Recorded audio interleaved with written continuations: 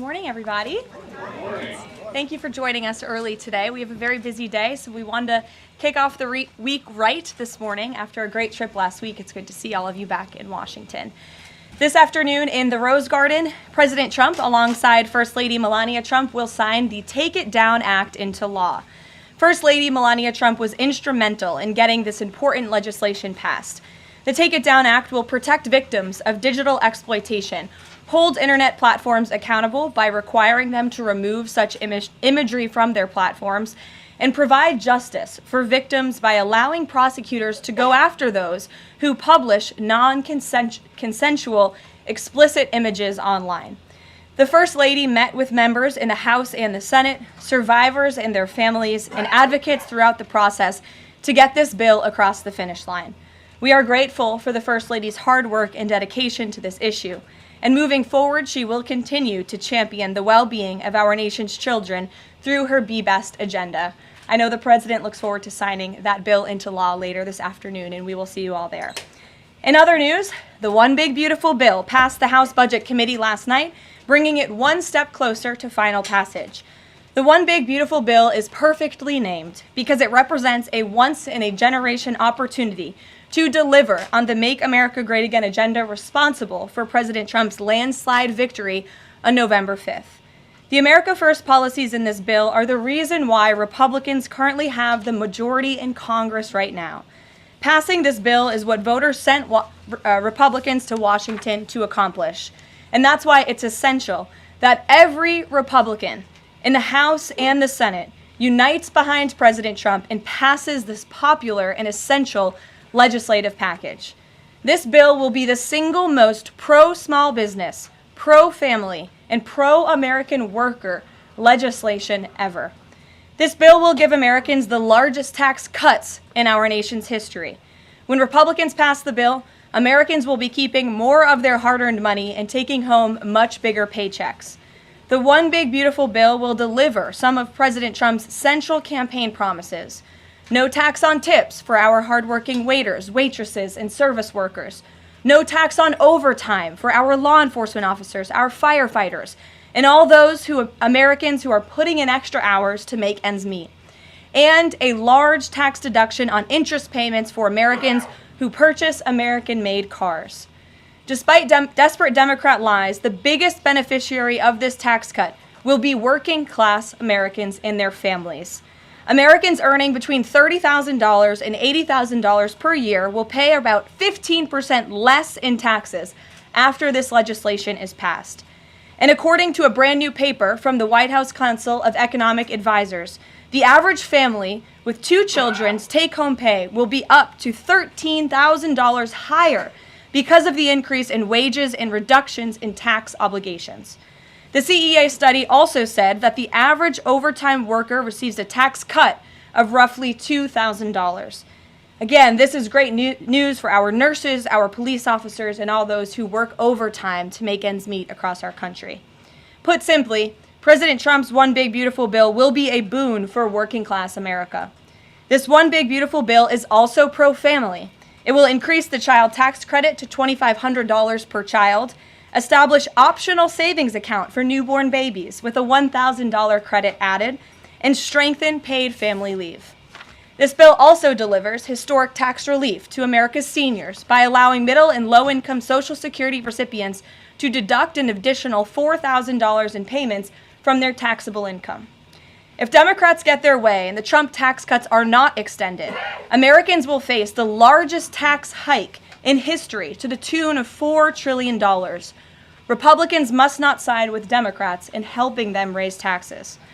The One Big Beautiful Bill also provides critical protections of Medicaid, which will strengthen and preserve the program for decades to come through common sense efforts to eliminate waste, fraud, and abuse. Medicaid will no longer be used to pay for barbaric gender mutilation procedures on minor children. And the 1.4 million illegal aliens who are currently improperly receiving Medicaid benefits will be kicked off the program to preserve it for hardworking American citizens who need it. President Trump and Republicans are protecting Medicaid benefits for pregnant women, children, disabled individuals, low-income seniors and families, and the most vulnerable Americans in our society. And that's what Democrats are so angry about. Basic Medicaid protections that will stop the funding of transgender insanity and illegal aliens from ripping off American taxpayers. As you all know, over his first 4 months in office, President Trump ended the previous administration's open border crisis and secured our homeland in record time, all using executive authority. Now Congress needs to act. The One Big Beautiful Bill is the most significant investment in our nation's border patrol and law enforcement agents in our nation's history. The bill ensures that President Trump's popular and successful border security measures are made permanent.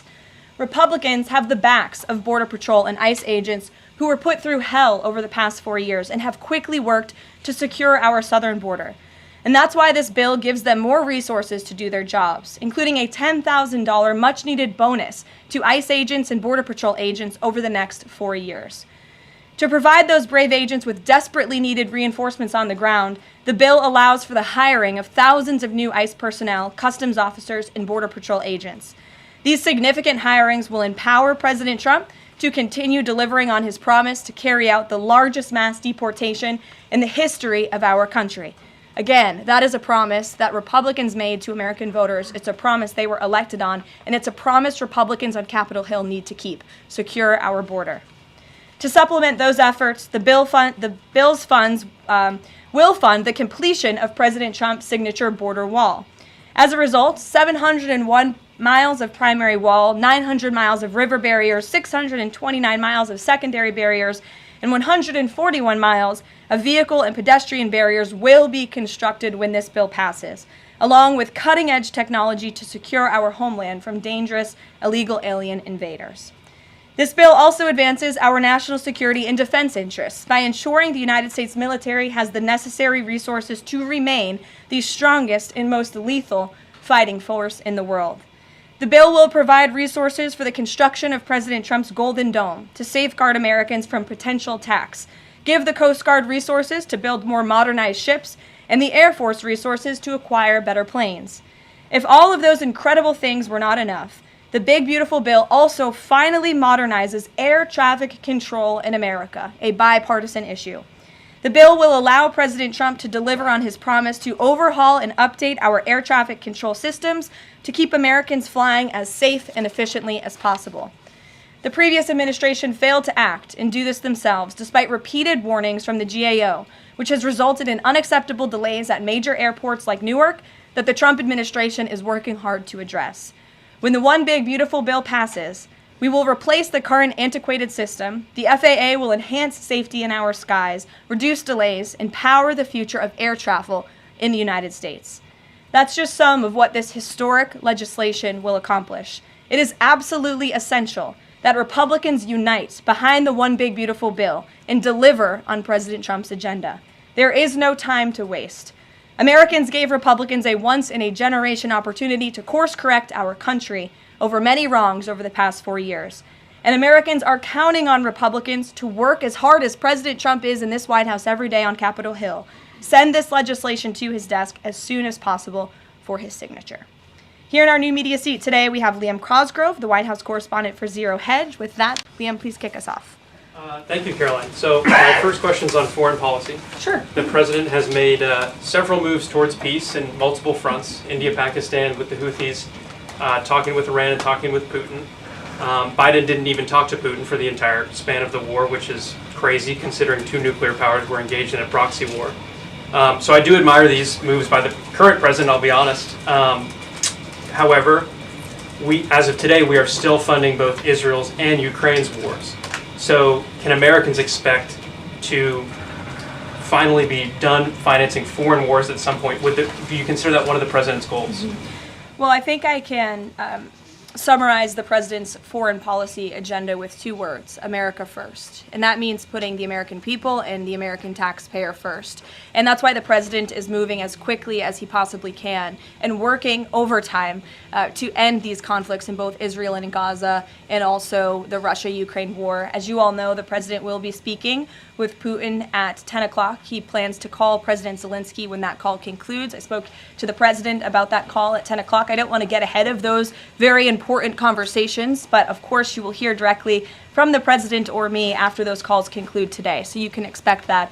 As for Israel and Gaza, the president continues to not only himself but his national security team engage in talks on both sides of this conflict. The president made it very clear to Hamas that he wanted to see all hostages released. And last week, when we were flying out of town, there was great news on that front with the return of Eden Alexander, who is the last remaining hostage in Gaza. So to answer your question, the president is always thinking about the American people, the American taxpayer first. He wants these conflicts to end, not just to save money, but most importantly, to save lives. Thank you. And my only other question for you is, so over the weekend, President Trump posted Truth Social a video highlighting what most people call the Clinton body count, which is the strange number of suicides that seem to happen in Clinton circles. I have a headline here from the Washington Post that said, Trump peddles false conspiracy theories tying the Clintons to several deaths. So I just wanted to highlight real quick, this wasn't in Trump's video, but this is from the Arkansas Times, and it's the death of Mark Middleton, who was a former Clinton White House aide, who was found dead on a Clinton Foundation property. And I'll just quote from the Arkansas Times, information pertaining to those aspects of the Epstein case. I know the Attorney General has committed to releasing those files. I would defer you to the Department of Justice on her timeline, but when she has made a promise in the past, she has kept it, and I'm certain that she will in this case as well. Rachel. Thanks so much, Karoline. The president set a 2-week deadline for Ukraine and Russia to negotiate a deal. That time is now up. Does the president intend to set a new deadline on this call with President Putin? And how much longer is he willing to give these talks? Yeah, I don't want to get ahead of the specifics of the conversation the president will be having with President Putin in less than an hour this morning. But he has made clear throughout the entirety of this conflict, since he inherited it from Joe Biden. Don't forget, this is a war that began because of the previous administration's incompetence and weakness, and President Trump is working very hard to fix it. He has made it clear to both sides that he wants to see a peaceful resolution and a ceasefire as soon as possible. But as for specifics on a timeline, I won't get ahead of the president. And just on the goals for this call in particular, is the goal to get Putin to agree to a ceasefire? Is the goal to lead to some sort of in-person negotiations with Putin and the president? Well, I think, again, we'll see how the call goes, and the president has made it clear his goal is to see a ceasefire and to see this conflict come to an end. And he's grown weary and frustrated with both sides of the conflict. The president and his team have put an enormous amount of effort in solving this very complicated war that, again, began because of the last administration's weakness. Does he still want to meet Putin personally? I think the president would certainly be open to that, but let's see how this call goes today. What's the status of the secondary sanctions package? The president's been talking about that. You haven't imposed them yet, but is that still on the table? I think everything's on the table, yes. And again, I won't get ahead of the president in any commitments or decisions, but certainly it's something he's been looking at and discussing. Elaine. Hi, Ken. I'm going to ask you about the House budget bill. So does the president agree with Republicans behind this bill that Medicaid work requirements should be implemented as soon as 2026? So the president wants to preserve and protect Medicaid for Americans who this program was intended for, the most vulnerable in our society, pregnant women, low-income families, seniors, those who truly need these benefits. And it should be going to people who physically cannot work. We want to see able-bodied Americans at least working 20 hours per week, whether that's part-time or full-time, whether that's even looking for work or volunteering for 20 hours a week if they are receiving Medicaid. These are common sense provisions. These are common sense changes that were actually introduced by former Democrat President Clinton. They've been supported by every Democrat president since, including the previous president, Joe Biden. But again, these are common sense reforms to ensure that those that this program was intended for receive those benefits. And then just a quick follow-up. Is the president okay with this bill adding to the deficit? This bill does not add to the deficit. In fact, according to the Council of Economic Advisors, this bill will save $1.6 trillion. And the president absolutely understands and hears the concerns of fiscal conservatives and of Americans who want to get our fiscal house in order. That's what the intention of this bill is. There's $1.6 trillion worth of savings in this bill. That's the largest savings for any legislation that has ever passed Capitol Hill in our nation's history. The next bill that even comes close was $800 billion. That's less than half of the savings that we see in the One Big Beautiful Bill. And so the goal of this bill bill is to produce economic growth, to cut taxes, and to get our fiscal house in order. And this is the right step in the right direction towards doing that. Thanks. Edward. Yes, thanks. And then I'll go to you. Thanks, You're welcome. I want to get the president's reaction to Moody's downgrading the credit rating of the United States. Sure. Well, look, the president talked about this over the weekend. The Secretary of Treasury also talked about it. When you look at the world has confidence in the United States of America and our economy once again. The president just last week secured trillions of dollars in investments from countries in the Middle East. We have seen trillions of dollars of investments flowing into our economy since the president took office. That is because America or people around the world have confidence in the United States of America. And if you also just look at the raw economic data that we're seeing, last week when we were out of town, inflation dropped once again.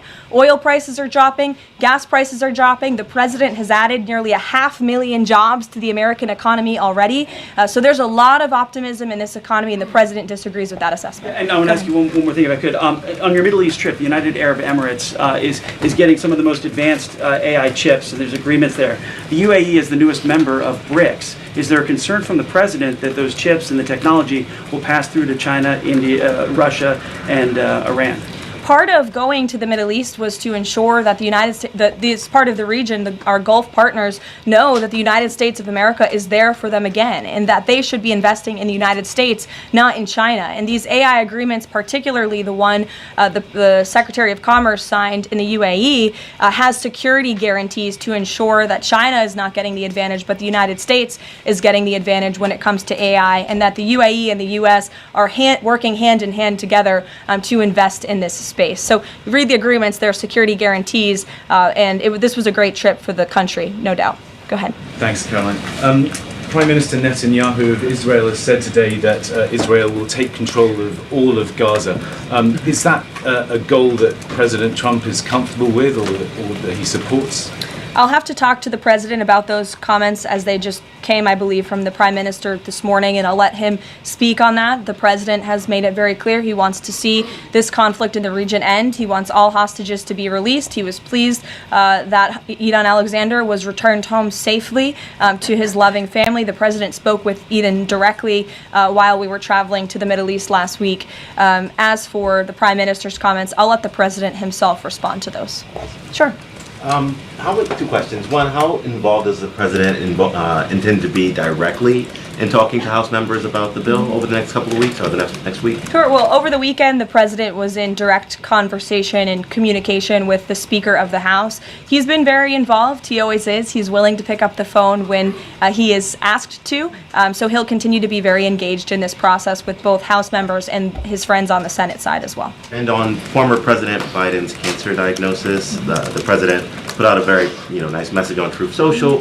Has he talked to President Biden directly? Does he intend to call? What does he intend to say directly? Not to my knowledge. I don't believe they have spoken, but I'm sure the president would be open to doing that. I spoke to him last night about the former president's cancer diagnosis, and the statement that he put out was the initial reaction he had with me on the phone as well.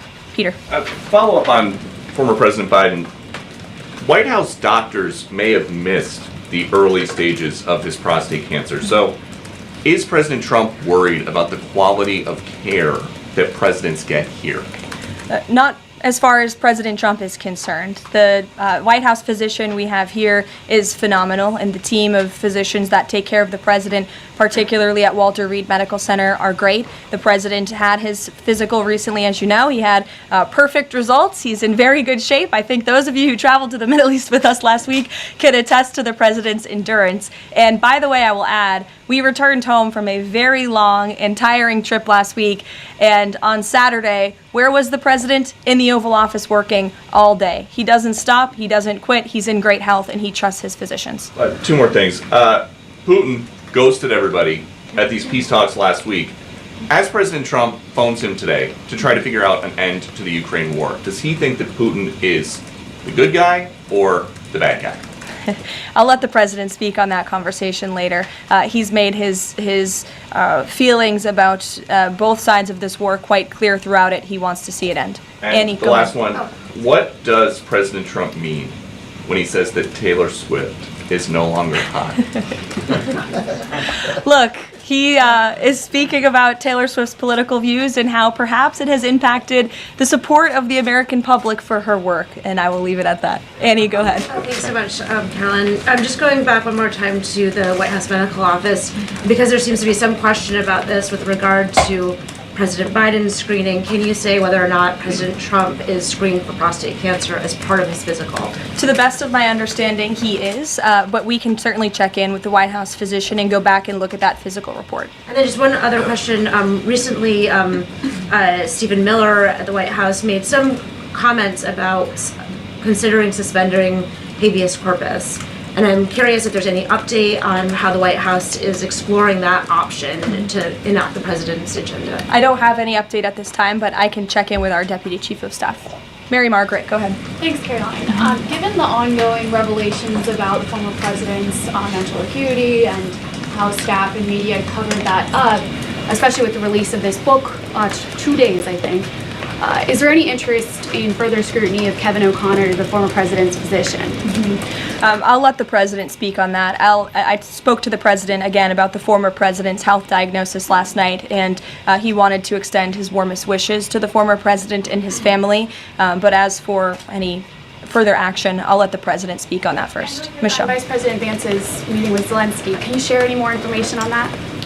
My understanding was it was a good meeting, a productive meeting, and we're grateful that the Vice President did it and that he also went to the Pope's first Mass in Rome. I also have an update on that. The Vice President passed along a letter to the Pope from the President and from the First Lady extending their warm wishes and inviting them to the White House as soon as they possibly can come.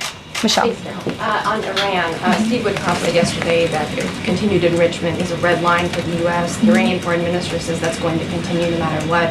How committed is the U.S. to that red line, and what's the next step for the next round of talks? We are 100% committed to that red line. The President, Special Envoy Witkoff, Secretary Rubio have made that incredibly clear, not just to the American public, but also in those discussions that Special Envoy Witkoff has had directly with the Iranians. And the next round of talks? I don't have an update for you, but we can get one.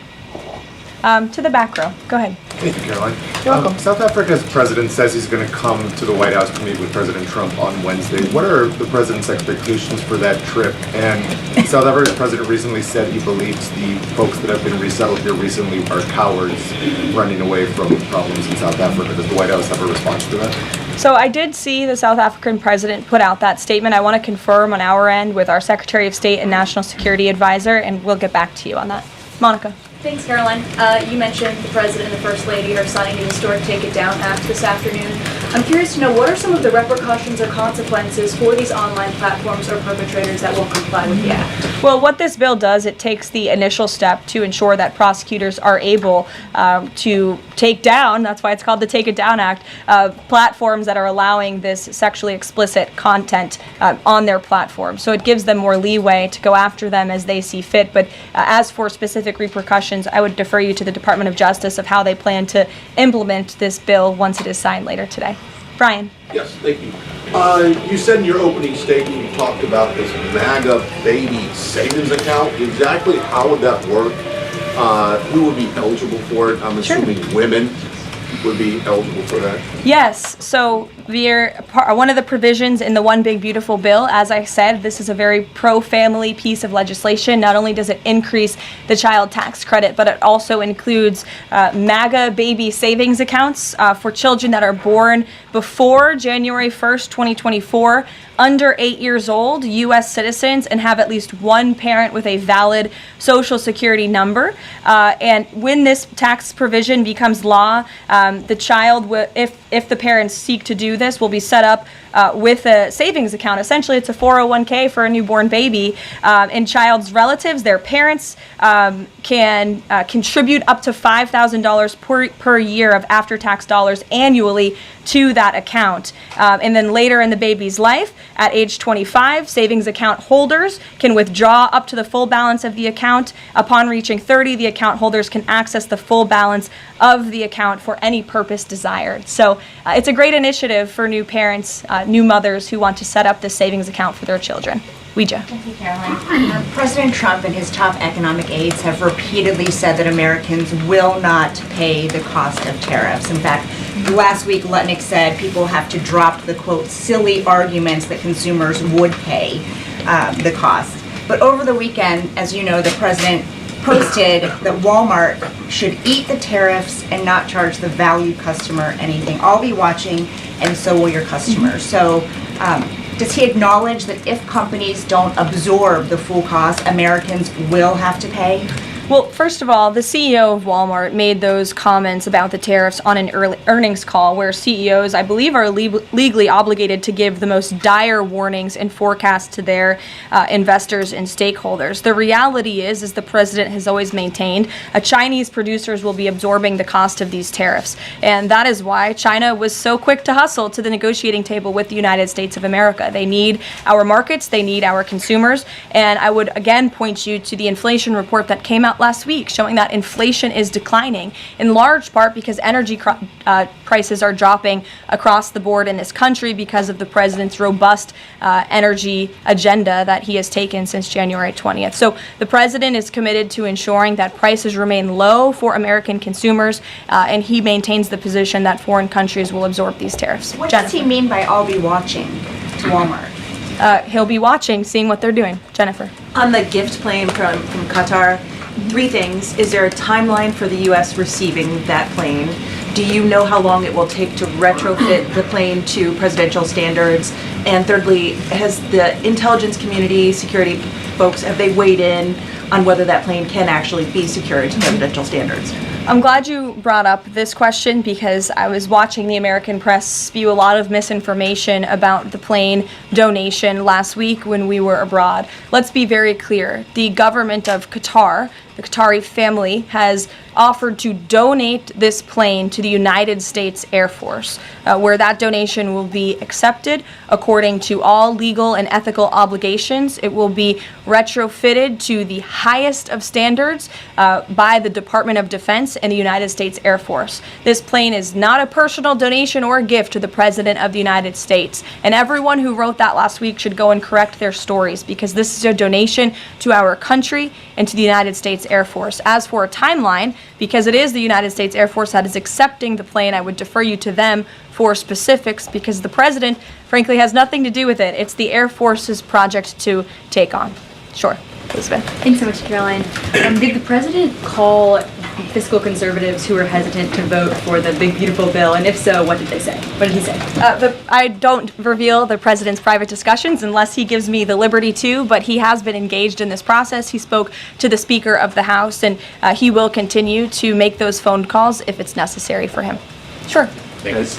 Thank you, Caroline. I'll go to both of you. Go ahead. Thank you. Any updates on Greenland? Will the president be making any trips, and do we have any details you can share with us? I don't have any future foreign trips to read out for you. We just returned home from one. But the president maintains the reasoning for Greenland's strategic purposes in the Arctic, and he continues to remain committed to the idea of obtaining Greenland in whatever means we can to advance our national security interests in the region. Sure. Thank you, Caroline. I have a question. Was Lebanon part of the discussions during the Middle East tour, and did you meet with any Lebanese representatives? To my knowledge, the president did not meet with any representatives from Lebanon, although he did talk about the election that they recently had there and how he hopes that Lebanon can come to a more peaceful place in their country and that we drive out Hezbollah, Iranian-backed Hezbollah proxies in Lebanon to ensure peace and prosperity in that country and also for the greater Middle Eastern region. And I would just add to that before I wrap up, because the president's call will begin in a few minutes. The president's historic tour to the Middle East last week truly reset our foreign policy agenda in that region. I think actually, in fact, the Washington Post had a headline, President Trump remakes U.S. foreign policy in the Middle East. And that's absolutely true. He took a courageous and bold step to lift sanctions on Syria. He strengthened our ties with our Gulf partners, and he put Iran into a very difficult position because the United States of America is back. And I will summarize the president's trip with an anecdote that I heard directly from a member of one of the foreign delegations. I asked him how hopeful their country was when they learned President Trump won the election. And he told me when President Trump won the election, it was like the lights turned on in a dark room. For the past 4 years to the rest of the world, America was dark. We were unresponsive. We did not pick up the phone. We did not return calls. All of that has changed under the leadership of this president, and I think the world saw that last week with this historic and wildly successful trip, and the work continues. The president will be speaking to President Putin at 10 a.m., and we'll have a readout for you after that call, and we'll see you in the Rose Garden at 3 o'clock. Thanks, guys. Thanks, Caroline.